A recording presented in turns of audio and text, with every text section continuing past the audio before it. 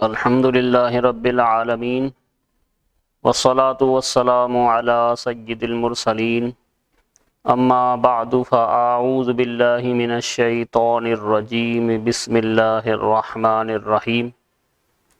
ناظرین کرام السلام علیکم ورحمۃ اللہ وبرکاتہ۔ الحمدللہ ایک مرتبہ پھر ہم آپ کی خدمت میں درس قرآن میں حاضر ہیں۔ ہمارا سورہ بقرہ کا درس چل رہا ہے۔ آج انشاءاللہ ہم سورہ بقرہ کی آیت نمبر 84 کی تلاوت، ترجمہ اور تفسیر سنیں گے۔ اللہ تبارک و تعالی ارشاد فرماتا ہے: اعوذ باللہ من الشیطان الرجیم، بسم اللہ الرحمن الرحیم۔ وَإِذْ أَخَذْنَا مِيثَاقَكُمْ لَا تَسْفِكُونَ دِمَاءَكُمْ وَلَا تُخْرِجُونَ أَنفُسَكُمْ مِنْ دِيَارِكُمْ ثُمَّ أَقْرَرْتُمْ وَأَنْتُمْ تَشْهَدُونَ۔ ترجمہ اس آیت کریمہ کا ہے: اور یاد کرو جب ہم نے تم سے عہد لیا کہ آپس میں کسی کا خون نہ بہانا اور اپنے لوگوں کو اپنی بستیوں سے نہ نکالنا، پھر تم نے اقرار بھی کر لیا اور تم خود اس کے گواہ ہو۔ ارشاد ہوا: وَإِذْ أَخَذْنَا مِيثَاقَكُمْ، اور یاد کرو جب ہم نے تم سے عہد لیا، یعنی اے یہودیوں وہ وقت یاد کرو جب ہم نے تمہارے آباء و اجداد سے تورات میں یہ عہد لیا کہ تم آپس میں کسی کا خون نہ بہانا اور اپنے لوگوں کو اپنی بستیوں سے نہ نکالنا۔ پھر انہوں نے اس عہد کا اقرار کر لیا اور تم خود بھی اپنے آباء و اجداد کے اس اقرار کے گواہ ہو۔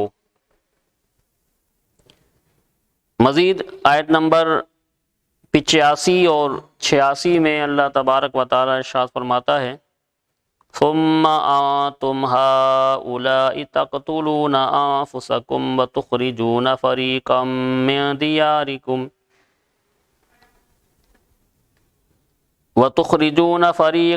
منكم من ديارهم تظاهرون عليهم بالإثم والعدوان وإن يأتوكم أسارى تفادوهم وهو محرم عليكم إخراجهم افتؤمنون ببعض الكتاب وتکفرون ببعض فما جزاء من يفعل ذلك منكم الا خزي في الحياة الدنيا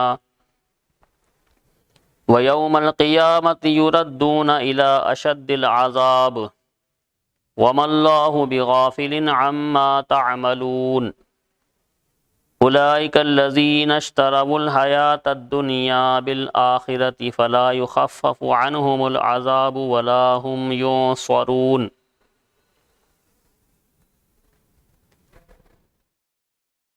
ان آیات کریمہ کا ترجمہ ہے: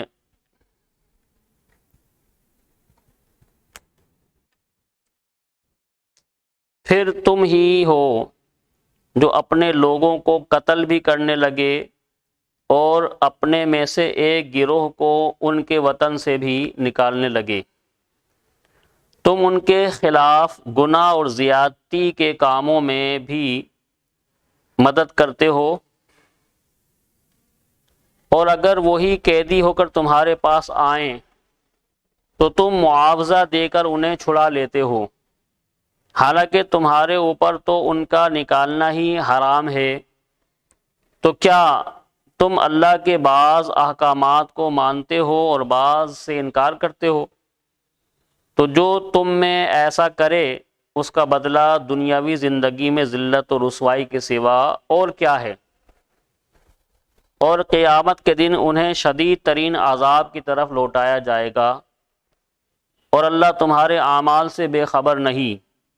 یہی وہ لوگ ہیں جنہوں نے آخرت کے بدلے دنیا کی زندگی خرید لی، تو ان سے نہ تو عذاب ہلکا کیا جائے گا اور نہ ہی ان کی مدد کی جائے گی۔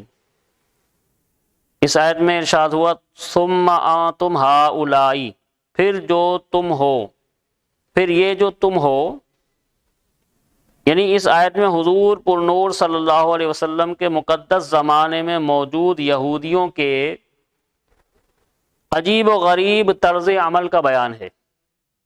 اس کا پس منظر یہ ہے کہ تورات میں بنی اسرائیل کو 3 حکم دیے گئے تھے۔ ایک یہ تھا کہ ایک دوسرے کو قتل نہ کرنا،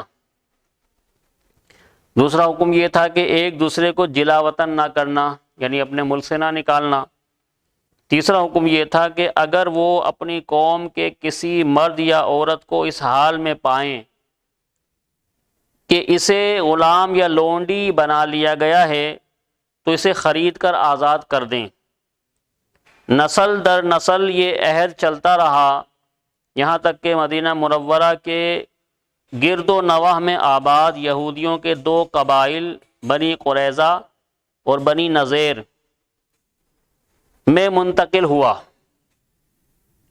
اس وقت مدینہ شریف میں مشرکوں کے 2 قبیلے اوس اور خزرج رہتے تھے۔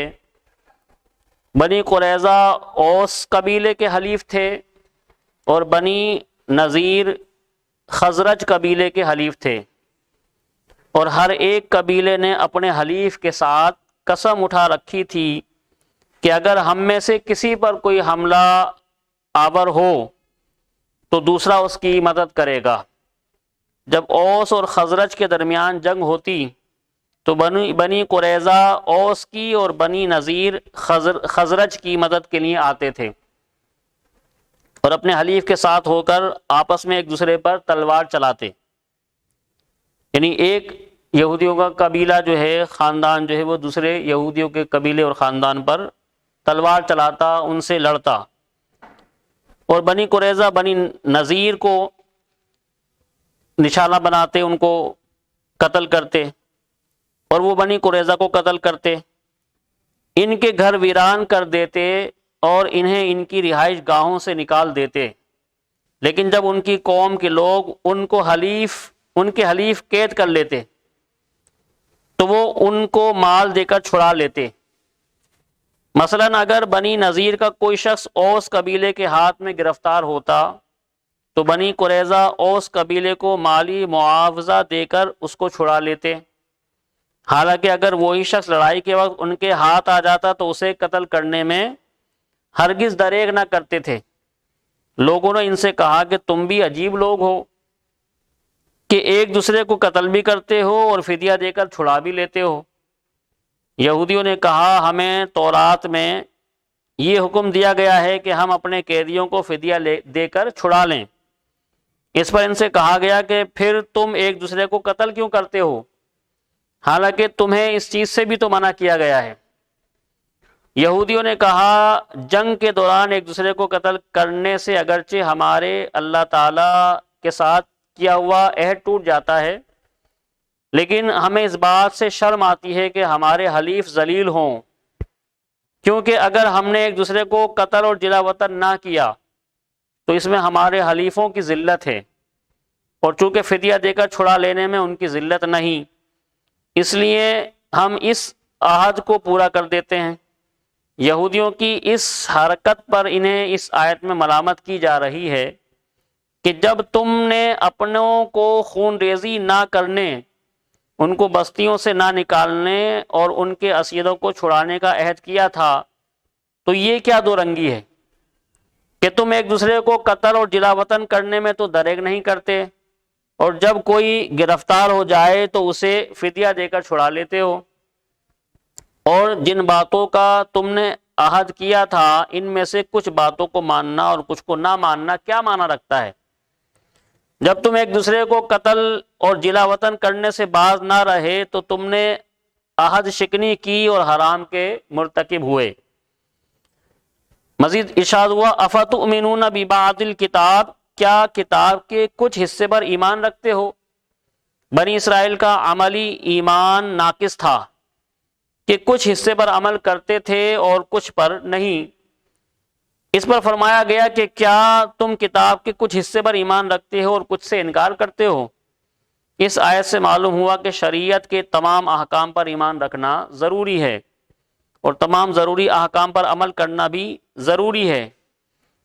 کوئی شخص کسی وقت بھی شریعت کی پابندی سے آزاد نہیں ہو سکتا، اور خود کو طریقت کا نام لے کر یا کسی بھی طریقے سے شریعت سے آزاد کہنے والے کافر ہیں۔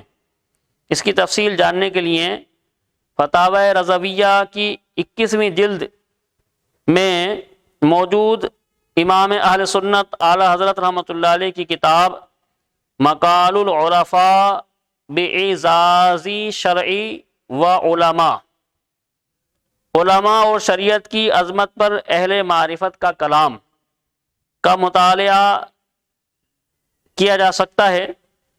یاد رہے کہ عظمت توحید کو ماننا لیکن عظمت رسالت سے انکار کرنا بھی اسی زمرے میں آتا ہے کہ کیا تم کتاب کے کچھ حصے کو مانتے ہو اور کچھ حصے کا انکار کرتے ہو۔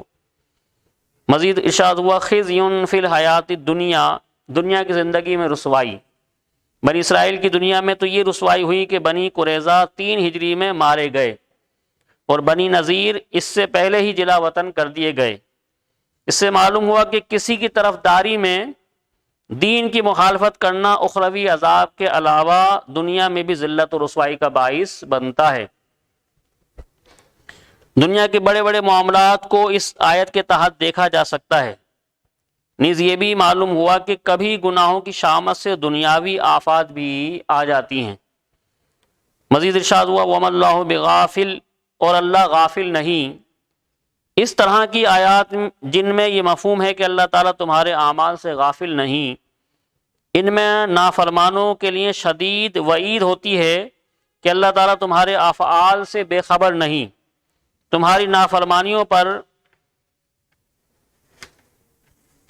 عذاب دے گا۔ یوں ہی ایسی آیات میں مومنین و صالحین کے لیے خوشخبری ہوتی ہے کہ انہیں اعمال حسنہ کی بہترین جزا ملے گی۔